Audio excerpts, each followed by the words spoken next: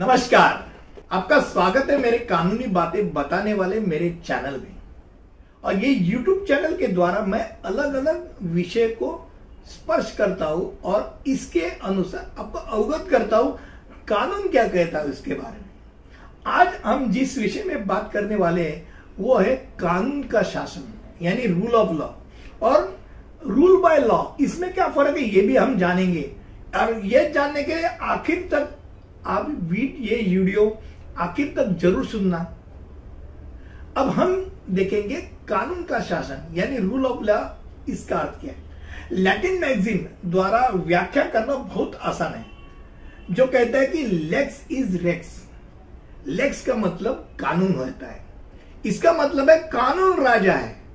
तो सरकार कानून के अनुसार नियम बनाती है। इसका सिद्धांत सीधा और सादा है, जिसमें कोई भी कानून से ऊपर नहीं और हर कोई कानून के अधीन होता है।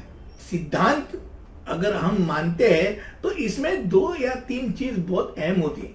क्या होती है? तो इसमें होता है प्रिजम्पशन ऑफ इनोसेंस, बेगुनाही का अनुमान। हर आदमी अगर उसने गुनहगार साबित किया है तो उसको गुनहगार माना नहीं जाता, आरोपी रहता है वो। और जब तक गुनाह साबित नहीं होता है तब तक वो गुनहगार नहीं होता, वो आरोपी होता है। तो बेगुनाही का अनुमान पहला बात। दूसरा बात इक्वालिटी ऑफ लॉ, यानी कानून की समानता। हर आदमी कानून के सामने समान है। ये ऊंच नीच नहीं है, ऊंच जाति का है, ये पैसे वाला है, इसलिए अलग कानून नहीं, सबके लिए कानून समान होता है। और तीसरी बात जो है वो दोहरा खतरा इसमें नहीं, डबल जियोपार्डी उसमें नहीं होती। यानी एक ही अपराध के लिए आदमी को दोबारा उसके ऊपर ट्रायल नहीं होती, उसको न्यायालय के सामने लाना ठीक नहीं होता है, लाया नहीं जाता है। एक बार शिक्षा हो गई, खत्म हो गया स्टोरी। एक ही शिक्षा के लिए 2-2, 3-3 बार उसको न्यायालय में लाया नहीं जाता है। अब भारत में संविधान, अगर भारत की बात करें तो भारत में क्या है? तो रूल ऑफ लॉ है, यानी कानून का शासन। और भारत में कानून क्या है? खास करके अपना संविधान, कॉन्स्टिट्यूशन। अपना कॉन्स्टिट्यूशन जो है, संविधान जो है वो सर्वोच्च है।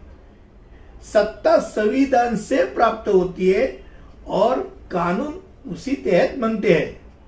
अनुच्छेद अगर बात करें, कॉन्स्टिट्यूशन का अनुच्छेद यानी संविधान का अनुच्छेद 13 और 21 सरकार की मनमानी कार्रवाई के खिलाफ बात करती है। यानी अगर कोई सरकार कुछ अलग करना चाहे तो उसके खिलाफ जांच प्रदान करती है। 13 के तहत कानून का शासन सर्वोच्च माना जाता है। इसमें 21 के तहत जीवन का अधिकार और स्वतंत्रता का अधिकार प्राप्त है। यानी कोई भी आपसे जीवन का अधिकार या स्वतंत्रता का अधिकार छीन नहीं सकता है ना। कॉन्स्टिट्यूशन ये कहता है, संविधान कहता है। प्रोफेसर जोसेफ राज, इसने रूल ऑफ लॉ के बारे में बहुत अच्छी बात की। इसमें rule of law can exist without a legal system pursuing moral good. कानून का शासन नैतिक भलाई के लिए एक कानून प्रणाली के बिना भी मौजूद हो सकता है। पर इसमें क्या क्या होना जरूरी है हम ये जानेंगे। इसमें ये होना चाहिए, इसमें स्पष्टता होनी चाहिए। अभी कानून क्या है भाई? स्पष्टता नहीं है तो मैं बोलता हूं वो कानून, ये नहीं हो सकता। उसमें स्पष्टता होनी चाहिए, भाई ये लिखा है इसका अर्थ ये होता है। क्रमांक 2 प्रकाशित होना चाहिए। मेरे स्मरण में जो है वो बात नहीं, लिखा पढ़ी क्या की है, लिखित क्या है, यानी वो प्रकाशित होना चाहिए। स्थिरता क्रमांक 3, आज ये कानून है कल दूसरा कानून है, परसों तीसरा कानून है, ये नहीं हो सकता। उससे क्या हो गया? असमानता होगी। लिखित होना चाहिए, स्थिर होना चाहिए। क्रमांक 4, पालन करना असंभव नहीं होना चाहिए। क्रमांक 5, गैर अनुबंधित नहीं होना चाहिए। और 6, स्वतंत्रता होनी चाहिए जूरी की, यानी योग्य और स्वतंत्र जूरी हो तो रूल ऑफ लॉ माना जा सकता है। अब ब्रिटिश लेखक और वकील एवी डाइसी, इसने तीन मायने दिए। मनमानी शक्ति के प्रभाव के विपरीत कानून की सर्वोच्चता, ये प्रथम बात उसने की, कानून की सर्वोच्चता अहम बात है। क्रमांक 2, कानून की समानता, सभी वर्गों के लिए सामान्य अदालतों द्वारा प्रशासित सामान्य कानून के लिए समानता होगी। यानी ये न्यायालय में अलग, ये न्यायालय में अलग, ये नहीं, सब में समानता होगी। और संविधान का कानून न्यायालय द्वारा परिभाषित किया जाएगा। कौन करेगा भाई ये कानून? तो न्यायालय करेगा। ये तीन चीज अहम होती है। किसने दिए? एबी डाइसी ने दी। अब भारत की अगर बात करें, भारत में रूल ऑफ लॉ तो 100% है, कानून का ही शासन है। पर कानून का शासन होते हुए भी हमारे कानून में, संविधान में ऐसी चीज है कि जिसे हम अपवाद कहते हैं। अब कौन से अपवाद है ये भी हम जानेंगे। क्रमांक 1, राष्ट्रपति और राज्यपाल को आपराधिक छूट दी गई है। उनके अगेंस्ट में क्रिमिनल केस हो नहीं सकती। इतना ही नहीं, आपको सच नहीं लगेगा, पर राष्ट्रपति और राज्यपाल को फांसी की शिक्षा जिसे हुई है उसे, उसके दंड से माफ करने की भी उनको पावर दी गई है। बहुत बड़ी पावर है, यानी एक असमानता है। क्रमांक 2, संसदीय प्रावधान, जहां बिना सबूत किसी के खिलाफ बोलने की, और अगर किसी के खिलाफ बोलने के बाद भी गिरफ्तारी और मानहानि से छूट दी गई है। अगर बाहर आप खड़े रह के किसी के ऊपर कुछ भी बोलेंगे तो आपके ऊपर मानहानि का दावा दाखिल हो सकता है, पर इनके अगेंस्ट में नहीं हो सकता है। गिरफ्तारी भी नहीं है, मानहानि भी नहीं।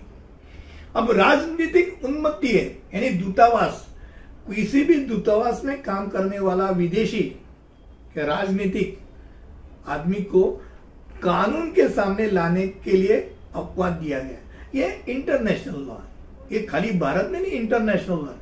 यानी अगर कोई भी कॉन्सुलेट में काम करने वाले यूएसए, यूके, ऑस्ट्रेलिया, कोई भी है, उसने कुछ भी अपराध किया तो उसको उसके देश में भेजा जाएगा, वापस भेजा जाएगा, और उस देश को बताया जाएगा कि भाई इसने ऐसा ऐसा गुनाह किया है। उस देश के लॉ के अनुसार उसको दंड देना वो दिया जाएगा, हम नहीं दे सकते। तो ये एक अपवाद है। और सबसे बड़ी बात भारत की अगर करें, हमारे पास समानता नहीं है क्योंकि हमारे पास आरक्षण है। कानून ही बोलता है कि कानून में आरक्षण माना गया है।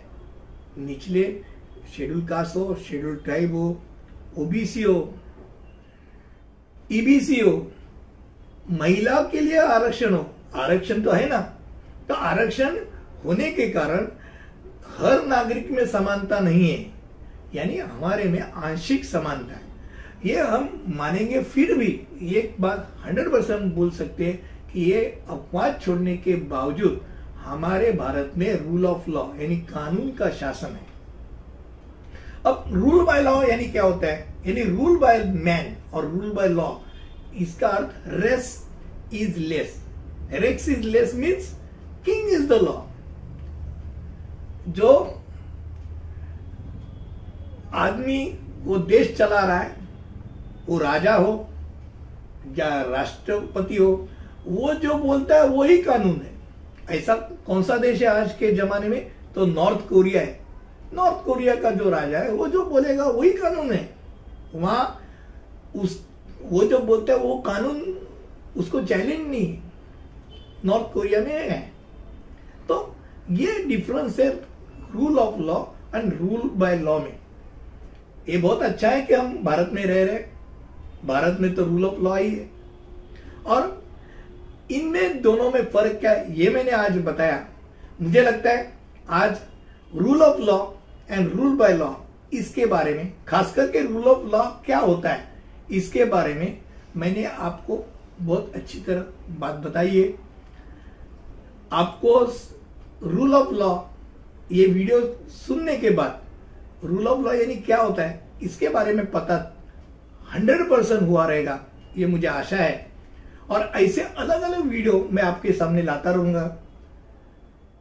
कानूनी बातें ये YouTube के जरिए आपसे बात करते समय अगर आपको ये वीडियो अच्छे लगे तो जरूर लाइक सब्सक्राइब करने के लिए मत भूलिए, इंस्टा को फॉलो करने के लिए मत भूलिए और ऐसे अलग अलग विषय को लेके फिर वापस हम मिलेंगे अगले वीडियो में। तब तक के लिए अलविदा, जय हिंद।